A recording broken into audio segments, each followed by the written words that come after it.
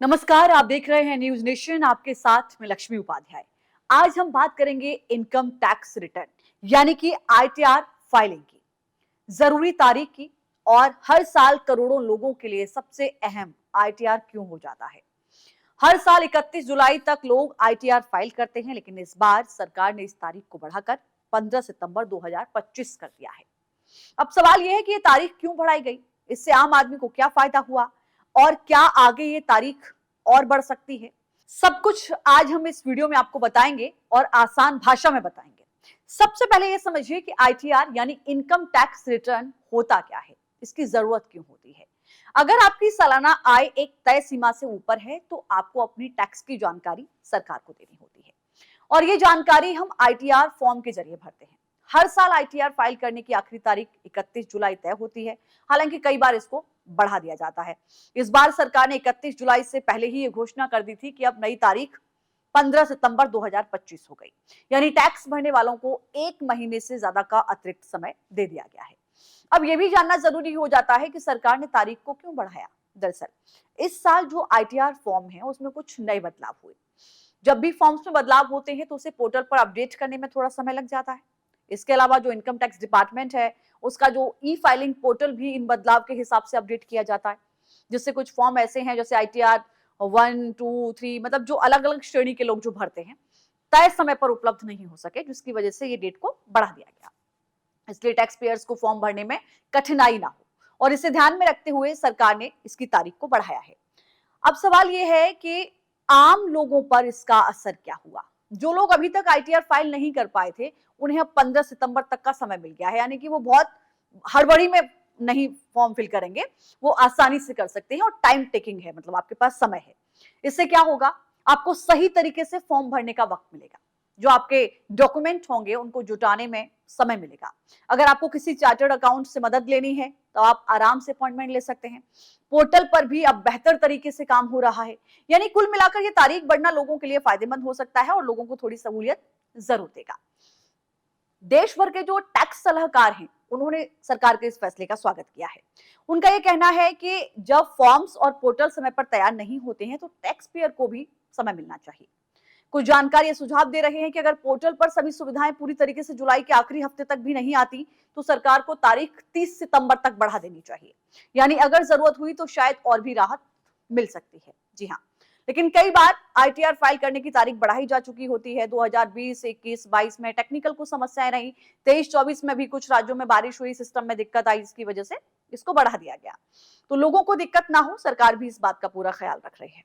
ITR file करने के लिए अलग अलग तरीके के फॉर्म आते हैं। आईटीआर 1, आईटीआर 2, 3, आईटीआर 4, ये अलग अलग कैटेगरी है। मतलब अगर आप सैलरीड हैं, हर महीने अगर आपके खाते में सैलरी आती है तो आप आईटीआर 1 भर सकते हैं। अगर आप कोई बिजनेस करते हैं तो फिर दूसरा आपको फॉर्म मिलता है। अगर आप अपने इनकम टैक्स में ये दर्शाना चाहते हैं कि आप बिजनेस के अलावा या जॉब के अलावा कोई तीसरा सोर्स भी है, उसका अलग होता है। मतलब सबकी कैटेगरीज होती हैं। अब ये है कि जो टैक्स पेयर है उनको किस तरीके से सुविधा मिले और सभी तकनीकी चीजें समय पर काम करें, इसी वजह से तारीख को आगे बढ़ा दिया गया है। भविष्य में कोई दिक्कत ना हो, किसी भी तरीके की लोगों को परेशानी ना हो, फाइलिंग प्रक्रिया सरल बनाई जाए। टैक्स फाइल नहीं कर पाए हैं तो अब आपको घबराने की जरूरत नहीं है, क्योंकि आपको समय अतिरिक्त मिल चुका है।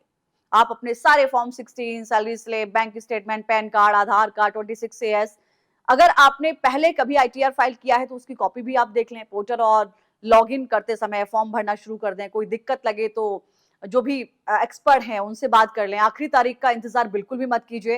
ये जरूर है क्योंकि कई बार लोग क्या सोचते हैं बहुत वक्त है, और ऐसे में आप बहुत वक्त का भी आखिरी वक्त आ जाता है, उसके बाद आपको समझ में आता है। तो जितना जल्दी हो सके आप अपना रिटर्न फाइल कर दीजिए।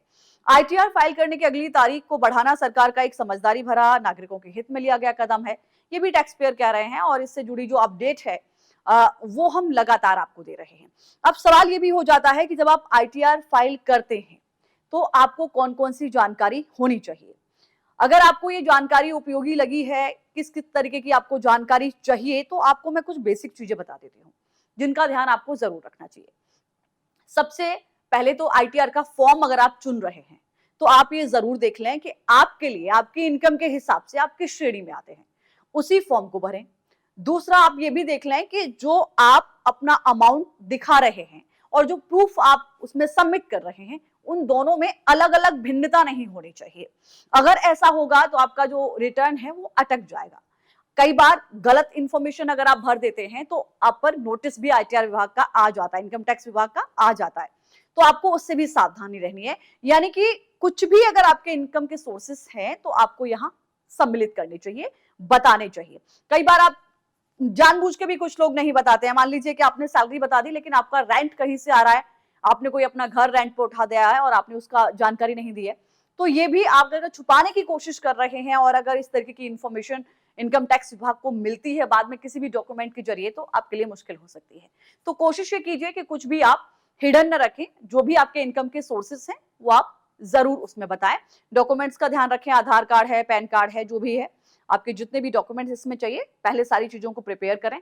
अगर आप एक्सपर्ट हैं, आप भर चुके हैं, तो आप खुद सेल्फ करें। अगर आपको लगता है कि आप पहली बार आईटीआर दाखिल कर रहे हैं तो आप कोशिश करें कि किसी सीए से आप भरवा दें या फिर उनकी देखरेख में भरें, ताकि आपको दोबारा से भरने की जरूरत ना पड़े और एक लंबे प्रोसेस में आप ना फंसे।